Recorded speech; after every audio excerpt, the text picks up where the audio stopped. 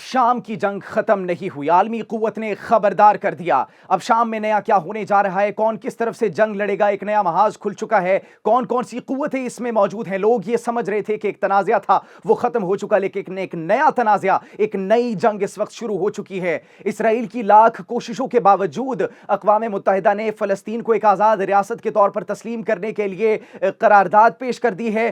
بڑی ڈیولپمنٹس آئی ہے امریکہ کے اندر، امریکی لوگوں کی جانب سے، قانون سازوں کی جانب سے فلسطین کے لیے آوازیں اٹھنا شروع ہو چکی ہیں اور بڑی اپڈیٹس آئی ہیں۔ ایران نے ایک مرتبہ پھر سے اسرائیل کو نیست و نابود کرنے کی بلیا میٹ کرنے کی دھمکی دے دی ہے۔ سب آپ کو بتائیں گے اپنے آج کے اس پروگرام میں۔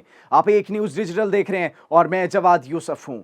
ناظرین، سب سے پہلے اگر بات کی جائے شام کے لیے جو اقوام متحدہ کی خصوصی نمائندہ ہے، ان کی جانب سے ایک سٹیٹمنٹ سامنے آئی ہے۔ وہ یہ کہہ رہی ہیں کہ بشار الاسد کا تختہ الٹنے کے بعد شام کے اندر جنگ کا خاتمہ جو تصور کیا جا رہا تھا، جو تنازعہ کا خاتمہ تصور کیا جا رہا تھا، وہ ختم نہیں ہوا بلکہ ایک نئی جنگ کا آغاز ہو چکا ہے۔ آخر ناظرین ایسا کیوں کہا جا رہا ہے؟ کیونکہ ایک نیا تنازعہ، ایک نئی جنگ اس وقت شام کے اندر کھل چکی ہے، ہو رہی ہے۔ اور یہ جنگ کن کے درمیان لڑی جا رہی ہے؟ یہ ہے کرد بمقابلہ ہیئت تحریر الشام، وہ اپوزیشن فورسز جنہوں نے شام کے اوپر ٹیک اوور کیا، انہوں نے مقابلہ شروع کر دیا ہے کرد سے، اور کرد فائٹرز کی 70,000 سے زائد تعداد اس وقت موجود ہے وہاں پر، جو مختلف ذرائع بتا رہے ہیں کہ یہ لڑنے میں اس وقت مصروف ہے یہ تحریر الشام کے ساتھ۔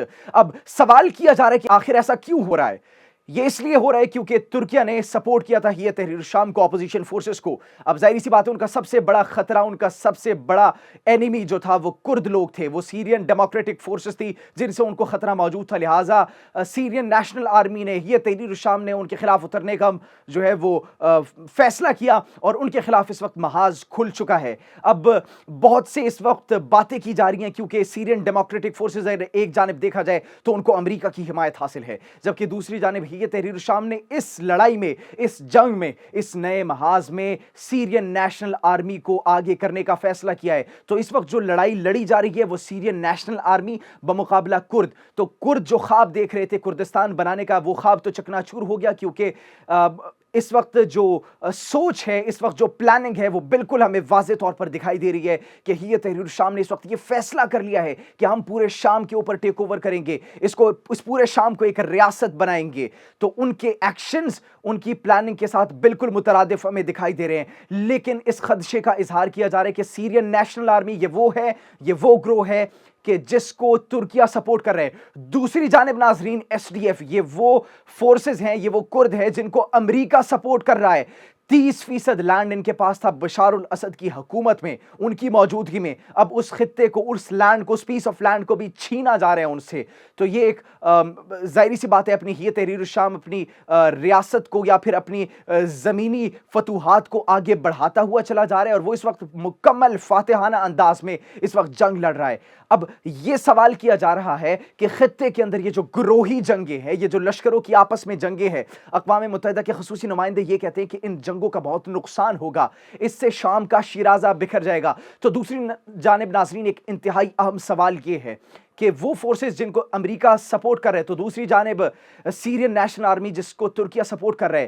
ابھی ہم یہ دیکھ رہے تھے کہ امریکہ اپریشیٹ کر رہا تھا ترکیہ کو، لیکن کلیش ان کا ہو گیا ہے، کیونکہ یہ جن دونوں گروہوں کو سپورٹ کرتے ہیں وہ آپس میں ایک دوسرے کے خلاف محاذ کھول بیٹھے ہیں، لڑائی ہو رہی ہے۔ تو مستقبل کے اندر ایک دوسرے کے خلاف براہ راست بھی آ سکتے ہیں۔ کشیدگی اتنی بڑھ چکی ہے اس وقت ناظرین کہ اس کا آپ اندازہ نہیں لگا سکتے۔ اگر مستقبل میں آپ بات کریں کہ یہ کشیدگی بڑھتی ہے تو یہ کہا جا رہا ہے عین ممکن ہے کہ امریکہ اور ترکیہ ایک دوسرے کے خلاف براہ راست بھی سامنے آ سکتے ہیں۔ لہٰذا اس جنگ کا دائرہ کار مزید وسیع ہو سکتا ہے، یہ جنگ مزید کشیدگی اختیار کر سکتی ہے۔ اب عوامی پہلو سے اگر دیکھا جائے تو ایک خدشے کا اظہار کیا جا رہا ہے۔ وہ خدشہ یہ ہے کہ جو کرد ہیں ان کے پاس قید خانے ہیں جن کے اندر داعش تنظیم کے اہم لیڈرز اور اہم کمانڈرز موجود ہیں۔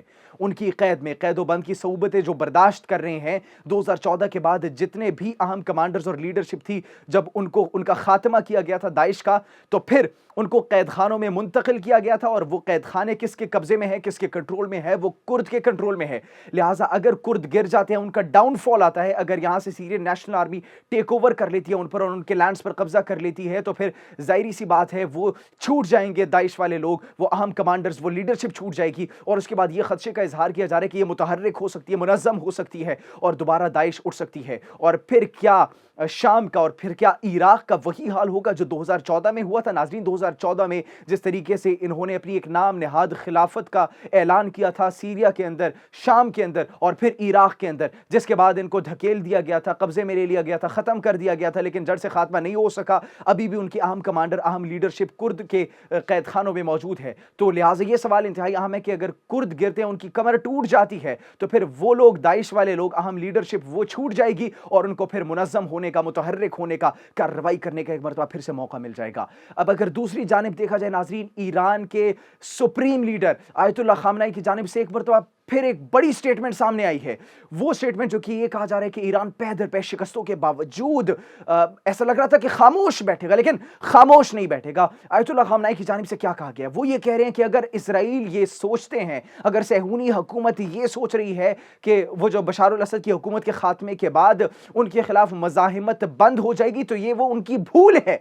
ये वो एक ख्वाब देख रहे हैं। वो जो ख्वाब देख रहे हैं हिजबुल्लाह के खात्मे का, ये ख्वाब उनका मलियामेट हो जाएगा, चकनाचूर हो जाएगा। जो लोग हिजबुल्लाह को मिटाने का ख्वाब देख रहे हैं, वो खुद सफ़े हस्ती से मिट जाएंगे। और फिर बाकायदा तौर पर कहा जाता है कि इसराइल जो ये ख्वाब देख रहा है हिजबुल्लाह को मिटाने का, वो खुद मिट जाएगा। हम उनको मिटा देंगे, नेस्तो नाबूद कर देंगे, एक धमकी दी जाती है। और फिर यह कहा जाता है कि हसन नसरुल्लाह का जज्बा आज भी मौजूद है, उनका नजरिया आज भी मौजूद है। उनकी शहादत हमारे लिए एक सबक है, मशाल राह है। उनका जज्बा रायगा नहीं गया, उनका नजरिया, उनका पर्सपेक्टिव रायगा नहीं गया। हम पहले से बढ़कर अभी स्ट्रांग है और हम मज़ाहिमत करेंगे, हम लड़ेंगे। तो लिहाजा वो ये जो सोच रहे हैं कि हिजबुल्लाह की एक सप्लाई लाइन काट कर शाम को टुकड़े टुकड़े कर शाम के ऊपर कब्जा करवा कर अगर उन्होंने दीवार से लगा दिया है हिजबुल्लाह को, तो ये उनकी भूल है। वो दीवार से नहीं लगी। वो ये अगर सोचते हैं कि हम उनका खात्मा कर देंगे, तो हम खात्मा नहीं होने देंगे, बल्कि इसराइल का खुद खात्मा हो जाएगा।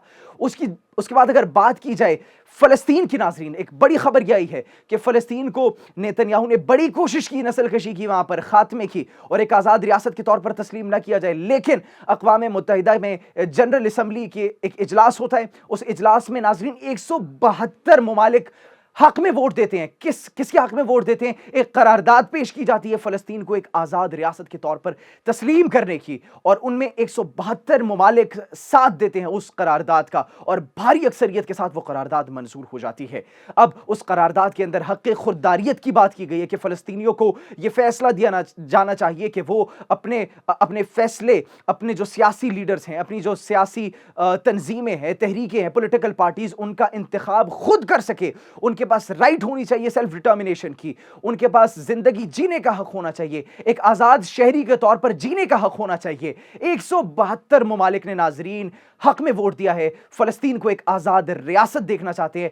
नेतन्याहू का ख्वाब चकनाचूर हो चुका है और इसके खिलाफ सिर्फ 8 वोट आते हैं, जिसमें एक तो आप तसव्वुर कर सकते हैं कि कौन होगा, इसराइल बजाते खुद, लेकिन दूसरा भी आप जानते होंगे कि इसराइल का सबसे बड़ा हिमायती, अक़वाम मुत्तहिदा में भी ये सबसे बड़ा इसराइल का हिमायती अमेरिका, वो उनकी हिमायत में उन्होंने एक वोट दिया है। एक जानिब वो उनकी हिमायत कर रहे, लेकिन दूसरी जानिब डेमोक्रेटिक पार्टी 20 कानून साजों ने हक में, फलस्तीनियों के हक में उनके लिए आवाज बुलंद की है। जो बाइडेन, जो कि इस वक्त वहां पर मौजूद हैं, वहां के अमेरिकी सदर हैं, उनके अपने लोगों ने, 20 कानून साजों ने खत लिखा है, और एक इतना जबरदस्त खत लिखा है कि उसके अंदर यह शर्म दिलाने की कोशिश की गई है अमेरिका को, अमेरिकी हुकूमत को, कि भैया आप क्या कर रहे हो। उस खत के अंदर यह लिखा गया है कि भाई हथियारों की सप्लाई को रोका जाए जो फलस्तीन में नस्लकशी के लिए इस्तेमाल की जा रही है। यह तो आपके अपने कानून की खिलाफ वर्जी है। शर्म दिलाने की नाजरीन कोशिश की गई है कि भैया आपका कानून तो यह कहता है कि अगर कोई भी कंट्री, कोई भी मुल्क, कोई भी रियासत वो अगर जंगी जराइम में मुलव्विस होगी तो उनको तो आप वेपन्स प्रोवाइड ही नहीं कर सकते। अरे अपने कानून का तो पास कर लो, आपकी ये कौमी सलामती के लिए खतरा है। लोग क्या कहेंगे, मुमालिक क्या कहेंगे। अक़वाम मुत्तहिदा के अंदर अगर ये करारदाद पेश की गई, उसमें मुखालिफत की जाती है बजाते खुद अमेरिका की जानिब से, दूसरी जानिब फिर 20 कानून साज वो ये बात कर रहे हैं, शर्म दिलाने की कोशिश कर रहे हैं, और फिर ये भी कहा जाता है कि उनकी सप्लाई लाइन को काट दिया जाए इसराइल की। हम उन्हें वेपन्स नहीं प्रोवाइड कर सकते क्योंकि तमाम ममालिक दुनिया के वो तो आपके ऊपर, आपकी क्रेडिबिलिटी पर सवाल उठाएंगे कि किस तरीके से उनका कानून क्या कह रहा है, और वो कानून के बिल्कुल अपने कानून के खिलाफ जा रहे हैं अमेरिका। तो ये तो आपकी थू थू मैं होगी, ये तो आपके ऊपर लोग थू थू करेंगे। तो ये शर्म दिलाने की कोशिश की गई खुद अमेरिकी 20 कानून साजों, जो बाइडेन की इंतजामिया, जो बाइडेन के पार्टी के लोगों की जानिब से। अब यहां पर इंतहाई अहम सवाल यह है कि खत में यह कहा जाता है कि नेतन्याहू तो जंग को रोकेगा नहीं, वो तो जंग को मजीद वसी करेगा। تو اس لیے ان کی ویپنز کی سپلائی کو کاٹ دیا جائے. آپ کیا سوچتے ہیں کہ کیا ویپنز کی سپلائی کو مستقبل میں کاٹ دیا جائے گا یا پھر نہیں؟ اسرائیلی جارحیت کا اسی طریقے سے بھرپور طریقے سے امریکہ حمایت جیسے کرتا تھا ہے اور رہے گا. کمنٹ سیکشن میں ضرور بتائیے گا. اپنا بہت خیال رکھیے. اللہ نگہبان.